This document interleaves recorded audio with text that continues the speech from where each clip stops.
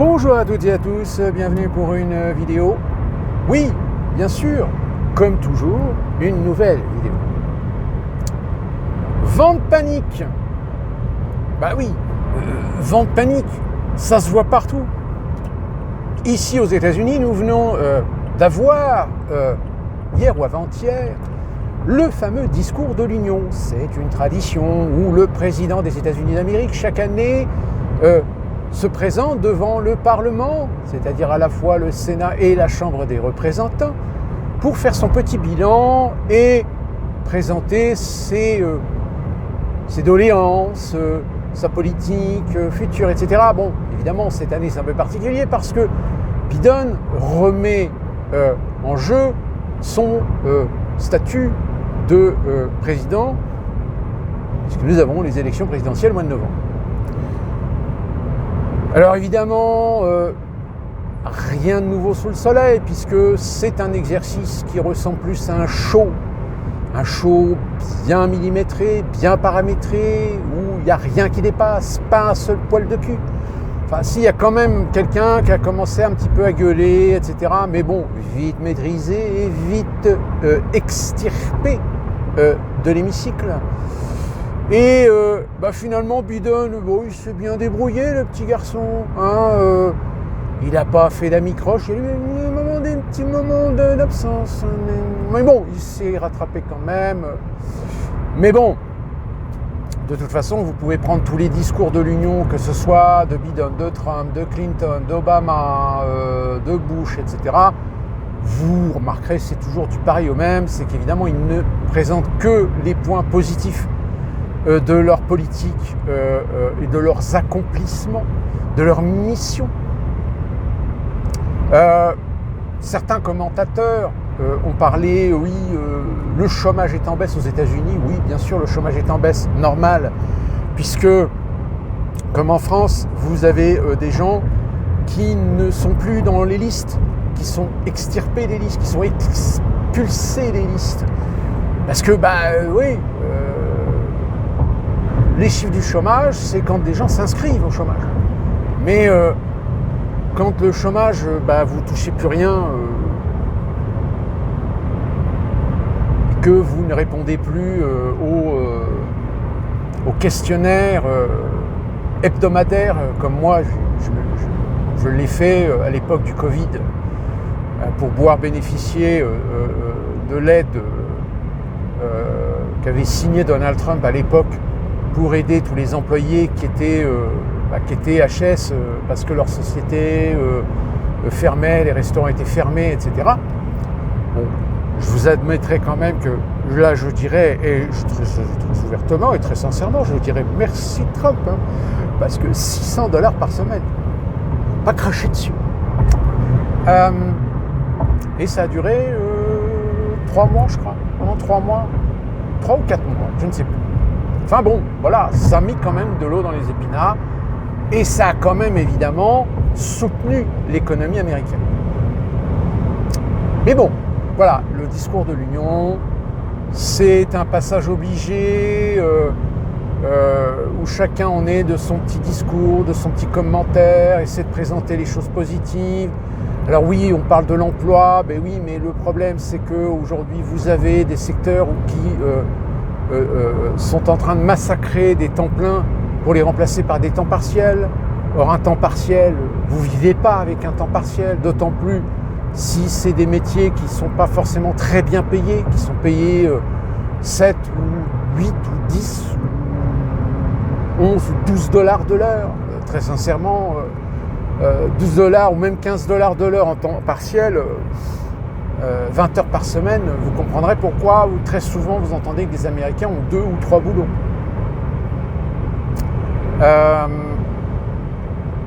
Mais enfin bon voilà, c'est de la tuyauterie, c'est de l'usine à gaz, de toute façon comme d'habitude. Mais ceci ne change en rien le fait que panique chez les démocrates tout simplement parce que finalement, comme je vous l'avais dit dans la précédente vidéo, Nikki Haley jette l'éponge. Donc on sait aujourd'hui que c'est forcément à 100% Donald Trump qui va être candidat pour les Républicains. Donald Trump qui attend impatiemment et qui trépigne de pouvoir faire un débat justement avec Biden. Pas sûr que les démocrates acceptent d'envoyer Biden dans un débat. Donc voilà, c'est un peu plié. Donc on connaît les deux challengers. Donc maintenant, advienne que pourra, on verra la suite. Si les élections se passent sereinement ou si au contraire, les démocrates vont très ouvertement commencer à à préparer des fraudes, etc. pour sauver les meubles. Enfin, on verra comment ça va se passer. Mais en effet, plus rien ne pourra être étonnant, voire même très flagrant, de voir que va y avoir des fraudes. Ça, des fraudes, il y en aura, forcément. Panique à bord. En France, là on le voit. Là on le voit très clairement. La gauche est en panique. Les sondages mettent le RN en tête aux élections européennes. Évidemment, on commence à accuser les socialistes de faire une liste, les écologistes de faire une liste indépendante de la NUPES. La NUPES qui crie sa joie d'avoir contribué à réussir à inscrire le droit à l'IVG. Alors je ne sais plus si c'est le droit ou l'accès à l'IVG. Enfin, il y a une petite subtilité dans le texte. Enfin, dans la Constitution. Je vous ai déjà dit, c'est du gadget. Certains vous diront, mais si, ça protège, ça va protéger un droit pour les femmes, etc. Oui, sauf que, vous savez, une constitution, ça se tricote. Comme une constitution, ça peut aussi se détricoter. Donc, il n'y a pas d'assurance, il n'y a pas de garantie que ce droit, un de ces quatre, finisse par sauter. Comme je vous disais, donc, pour les européennes, oui, pareil, les sondages, c'est pas top. On a évidemment les insoumis, alors qui nous font leurs esbroufs, leur campagne d'affichage. Ils se ridiculisent de plus en plus. Mais le pire dans l'histoire, c'est que quand vous regardez sur les réseaux sociaux, il y en a qui sont encore convaincus. Ils sont convaincus. Alors que, très sincèrement, moi, comme ça, je le sens venir. Je sens venir que les socialistes et les écologistes risquent fortement de faire un résultat bien meilleur que la NUPES, le LFI. Je pense qu'à mon avis, les LFI vont se prendre une claque dans la gueule, mais alors, monumentale. Alors il suffirait qu'en effet, le Rassemblement national prenne la majorité pour qu'on entende les commentaires, oui, ça y est, c'est le retour de la peste brune, etc. Mais déjà, ça commence. Vous le voyez à la télévision, dans les médias. Déjà, l'attaque frontale qui a été faite sur CNews et que finalement, l'ARCOM a réitéré le fait que, aux yeux des contenus de CNews, au vu des contextes de CNews et au vu de la commission qui a auditionné un certain nombre de gens de CNews, dont d'ailleurs Pascal Praud, Laurence Ferrari, Florence Mabrouk, je crois, ainsi que un dirigeant de Canal et CNews, il n'y a rien à redire, quoi. Surtout qu'en plus que l'accusation de manque de pluralisme, oui, mais le problème c'est que là aujourd'hui, même Pascal Praud, il l'a dit, il dit moi je mets à disposition à publication publique toutes les invitations que j'ai faites à des gens de gauche, chez les Insoumis, etc., mais qui refusent de venir sur les plateaux. Donc c'est facile de dire que la chaîne manque de pluralisme si les gens qui sont invités dans le cadre justement de faire des débats dans le pluralisme ne vont pas sur la chaîne. Qu'est-ce que vous voulez que je vous dise ? C'est comme si Marine Le Pen se plaignait de ne pas être invitée sur les plateaux, mais que les plateaux l'invitent, mais qu'elle refuse. et qu'après elles viennent se faire victimiser en disant qu'elle n'est pas invitée. Alors que les rédactions ont les messages comme quoi, vous voyez, on a bien la preuve qu'on a invité Marine Le Pen, mais c'est elle qu'en fait qui ne veut pas venir. Mais de toute façon, on le sait pourquoi certains ne veulent pas aller sur CNews, parce qu'ils savent que sur CNews, alors pendant l'audition, il y en a une députée LFI, oui, qui a été dire oui, mais c'est du lynchage quand vous invitez des gens. Non, c'est pas du lynchage, c'est que sur la chaîne CNews, les journalistes, etc., n'acceptent pas la langue de bois. N'acceptent pas de voir des gens à qui on pose des questions et qui sont en train de partir dans des explications de texte, etc., pour finalement passer à côté. C'est ce qui s'est passé avec le président de Reporters sans frontières. C'est que quand on lui pose une question, il part dans des explications tarabiscotées pour noyer le poisson, etc. Donc au bout d'un moment, on lui dit non, stop, attendez. Nous, on vous pose une question claire, nette, précise, qui nécessite une simple réponse. Nette, précise, mais vous ne répondez pas à la question. Et alors évidemment, vous imaginez Rousseau aller sur un plateau de CNews. Elle est tellement bête, tellement infantilisée, tellement hypersensible, qu'elle se ferait démolir en 5 secondes. Donc, enfin voilà, oui, c'est la panique. C'est la panique parce que dans la gauche, ils se sont rendus compte qu'ils ont fait une connerie de participer à cette foire, à ce simulacre qui a été la NUPES. NUPES qui est dotée de gens qui se font valoir en essayant de vouloir briser des codes. Mais pareil, quand on leur pose des questions bien précises, qui tournent autour du pot, qui ne répondent pas à la question ou qui répondent à côté. Surtout avec le conflit israélo-palestinien, bah oui, c'est sûr que c'est compliqué. Si on te pose la question, alors t'es pour les Palestiniens, pour les Israéliens? Dès que tu commences à dire, bah écoutez, non, c'est pas aussi simple, on ne peut pas prendre position pour l'un ou pour l'autre, etc. Mais le problème, c'est que le champ lexical aujourd'hui qui est utilisé dans les matières en matière de communication, en matière de médiatisation, c'est non, c'est tu prends ou tu prends pas. C'est oui ou c'est non. C'est blanc ou c'est noir. Si tu commences à dire, oui, mais attendez, c'est pas blanc et noir, c'est plutôt gris. Non, c'est pas la question qu'on te pose. On te demande de prendre position. On te demande de prendre parti. Et dès que tu dis, bah non, je suis désolé, je prends pas parti. Ni pour l'un, ni pour l'autre. Donc vous n'êtes pas quelqu'un d'engagé. Vous n'êtes pas quelqu'un de conviction. Vous êtes un pleutre. Vous avez peur. Non, c'est pas une question d'avoir peur, c'est pas une question d'être pleutre.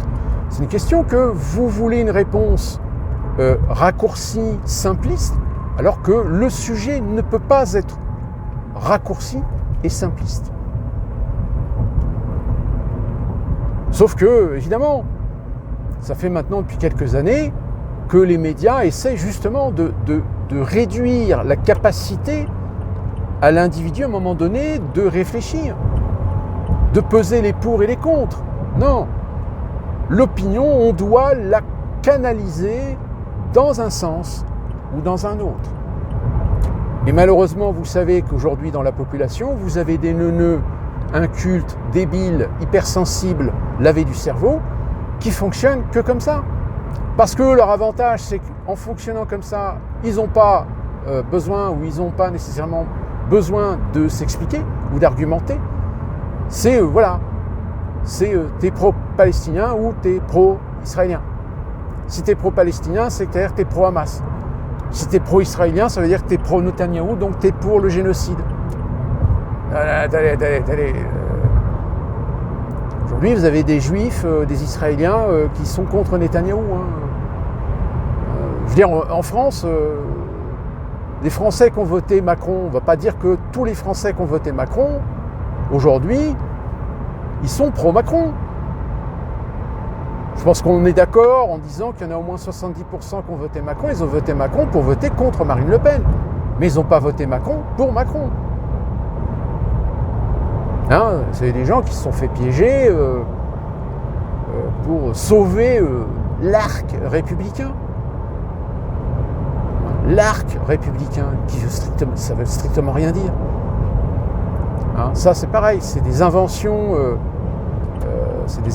sémantiques pour essayer d'embobiner l'opinion dans des carquois et vous obliger à penser ceci et ne pas penser cela. Et vous obliger surtout à ne pas réfléchir. Hein, prendre parti, mais ne réfléchissez pas. Ne vous posez pas les bonnes questions. C'est interdit. La peur, pas de panique, oui, panique, Jeux Olympiques. Panique, on ne sait pas trop si ça va bien se passer ou pas. Enfin, de toute façon, ça va peut-être bien se passer parce qu'ils vont tellement bunkeriser Paris que même les habitants dans certains secteurs où il y a des moments où je suis sûr et certain qu'il va y avoir des problèmes, c'est-à-dire qu'ils ne vont même pas pouvoir rentrer chez eux. Ah non, désolé, vous ne pouvez pas rentrer chez vous, là le secteur est sécurisé. Comment ça, je ne peux pas rentrer chez moi? Ah il fallait que vous fassiez une demande à la préfecture pour avoir une autorisation de la préfecture pour pouvoir rentrer et sortir de la zone. Et même, je dirais, pendant certaines manifestations, vous avez interdiction de sortir de votre zone de résidence. Attendez, vous êtes en train de me dire que pendant certaines manifestations qui vont avoir lieu dans certains de mes quartiers ou dans certains de nos secteurs, nous allons être prisonniers chez nous, assignés à résidence. On n'aura pas le droit de sortir, pour faire nos courses. Bon, j'exagère, hein, là, je caricature, mais vous verrez. Vous verrez que peut-être, tout d'un coup, vous vous souviendrez de ce que je viens de dire. Vous dites, ouais, finalement, il avait raison. Il y a des gens qui vont se faire assigner à résidence pendant une journée pour que tout se passe bien au niveau sécurité sur tel et tel événement des Jeux Olympiques. La prison. Vent de panique avec l'Ukraine. Bah oui, ça part mal. Hein, qu'est-ce que vous voulez que je vous dise? Je l'ai déjà dit, hein, Macron, en fait, il essaie de faire peur. Et certains essayent aussi en Europe de faire la même chose, c'est-à-dire de vouloir faire peur aux gens. Faire peur aux gens pour que les gens ne voient pas que finalement l'Ukraine, elle s'est perdue. C'est-à-dire que là, on s'oriente plus vers un accord à la chypriote ou à la coréenne, c'est-à-dire avec une ligne de démarcation où la Russie gardera le Donbass et la Crimée. Mais comme vous avez des tarés qui, eux, il y en a même un là récemment, tout à l'heure, j'ai vu sur son tweet, de toute façon la Russie, on va la démanteler, etc. Mais d'où tu vois que tu as le pouvoir de démanteler la Russie? Il y a des moments où je me pose des questions s'il y a des gens qui réfléchissent. Je veux dire, sur LCI, là, il y en a deux. Là. Il y a deux nénettes, là, des anciennes journalistes, etc. Une qui est ukrainienne, je crois, et l'autre qui est russe. Et quand tu les écoutes, tu dis, mais en fait, vous voulez la Troisième Guerre mondiale, en fait. C'est ça que vous voulez? Non, pas forcément. Si on mettait les moyens. Mais quels moyens? Les moyens, l'Europe, elle les a pas. Même l'OTAN n'a pas les moyens d'aller faire une guerre conventionnelle en Ukraine contre la Russie. Mais vous vivez dans quel monde? En fait, vous vivez dans votre bulle idéologique extrémiste russophobe. Mais vous êtes des tarés. Mais c'est des tarés à qui on donne des micros. Voilà. Qu'on appelle des experts. Des experts qui essayent de convaincre l'opinion que, alors surtout, ne réfléchissez pas. Ne réfléchissez pas que peut-être on a loupé le coche. Finalement, peut-être que les Américains vous ont tous manipulé parce que les Américains ne veulent absolument pas voir l'Europe se rapprocher de la Russie et que c'est pour ça qu'on a tout fait pour foutre le bordel, pour foutre la merde. Parce que vous comprenez, nous les Américains, nous jouons le protectionnisme de nos marchés, de nos exclusivités, de nos hégémonies, de nos pouvoirs, de nos leviers, de nos commandes sur l'Europe. Il est hors de question qu'on laisse Poutine avoir le bénéfice de libre marché avec l'Europe. Et avec cela s'ajoute évidemment la guerre fratricide entre le monde unipolaire et multipolaire. Donc évidemment, l'Ukraine, en l'état aujourd'hui, n'a aucune chance de repousser la Russie au-delà de ses frontières. Mais ça n'empêche pas, je vous dis, des gens sur certains plateaux de télé, sur les réseaux sociaux, etc., de toujours essayer d'être convaincus qu'on va pouvoir repousser les Russes hors de leur retranchement, qu'on va récupérer le Donbass, qu'on va récupérer la Crimée. On doit récupérer la Crimée pour l'Ukraine. Mais avec quels moyens? Avec quels outils? C'est ça que vous ne comprenez pas. Ou alors, vous êtes partisans de foutre le bordel sur la planète entière, de déclencher une troisième guerre mondiale et de satisfaire, souvenez-vous, les fameuses Gidstone de Géorgie, ces fameuses Gidstone qui ont été détruites il y a maintenant quelques années, je crois que c'était en 2016, et qui préconisaient qu'on devait préserver la planète en acceptant qu'un maximum de 500 millions d'habitants sur la planète Terre. On est presque 7,8 milliards. Ça va pas. Le compte n'est pas bon. Alors évidemment, le problème, c'est qu'une troisième guerre mondiale, ceux qui ont le pouvoir aujourd'hui, eux, c'est pas dans leur intérêt. Vous comprenez que la finance, on ne va pas tout faire péter. La finance, elle vit de cette mondialisation, elle vit de la globalisation, elle vit de sa mainmise de petit à petit sur les économies nationales, internationales.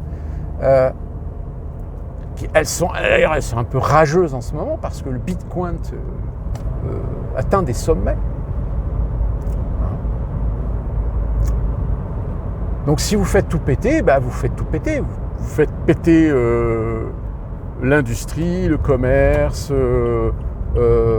les échanges internationaux, le commerce international, etc. Et donc là, vous faites tout péter. Et il y a un moment donné, oui, mais si on fait tout péter, même si on a les moyens de reconstruire, ça va être ingérable. Ou alors on reconstruit, mais on reconstruit des sociétés à caste. Vous aurez les privilégiés, vous aurez les soumis, vous aurez les serviteurs et vous aurez les esclaves. Comme ce que des romanciers de la littérature de science-fiction, dystopique et cinématographique, nous ont déjà montré à plusieurs reprises. Donc faites attention parce qu'il faut savoir comprendre la géopolitique, l'économie mondiale, la finance mondiale, et comparer aux propos qui sont tenus aujourd'hui. Et vous allez vous rendre compte que certains propos, ça ne tient pas debout.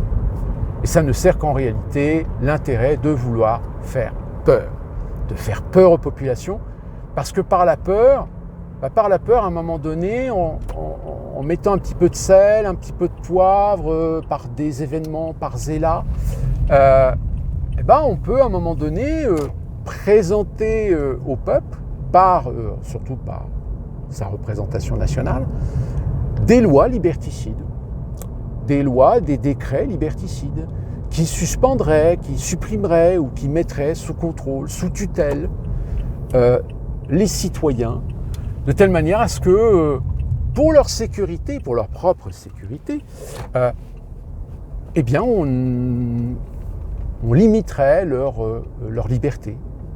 On soumettrait leur liberté à des critères, à des règles. On supprimerait leur liberté d'opinion, leur liberté d'expression. Ils devront impérativement rentrer dans le rang, adopter la doctrine, adopter la pensée unique. Et que toute personne qui s'écarterait de cette pensée unique, toute personne qui serait réfractaire, dissidente, qui critiquerait le régime, qui critiquerait l'État, qui critiquerait Emmanuel Macron,